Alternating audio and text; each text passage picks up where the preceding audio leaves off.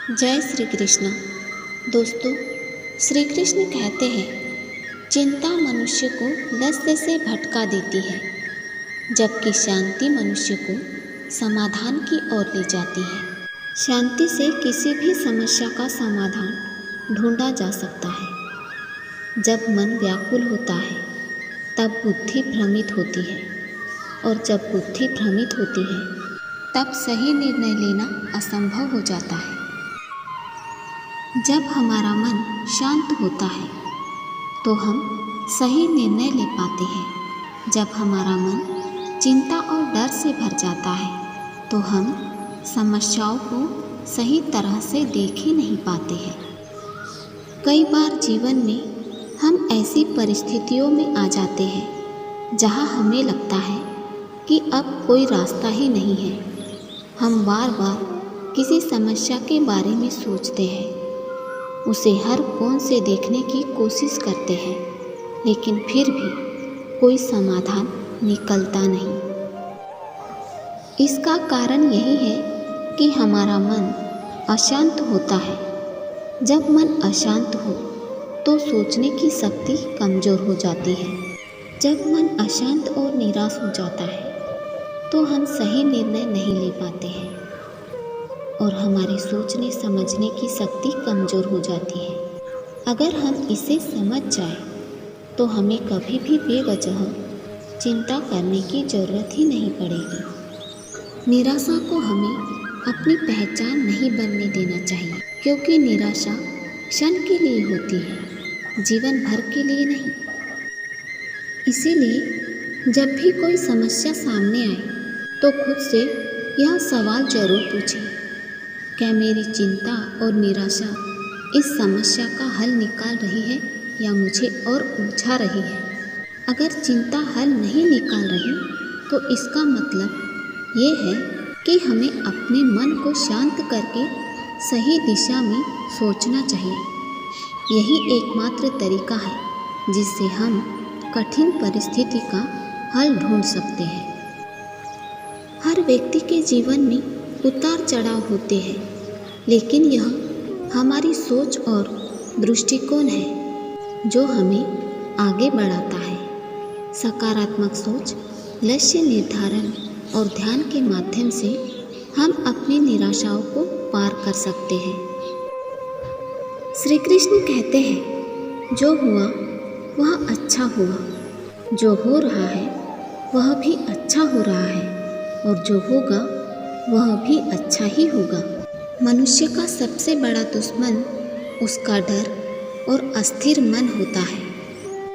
हम हर दिन अपने भविष्य के बारे में सोचते रहते हैं, चिंता करते रहते हैं कि हमारे भविष्य में क्या होगा, हमारे सपने पूरे होंगे या नहीं, हमें सफलता मिलेगी या नहीं, हमारे प्रियजन हमारे साथ रहेंगे या नहीं, क्या हम किसी कठिनाई में पड़ने वाले हैं।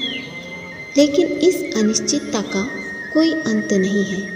हम जितना अधिक भविष्य के बारे में सोचते हैं उतना ही अधिक हमारा वर्तमान प्रभावित होता है।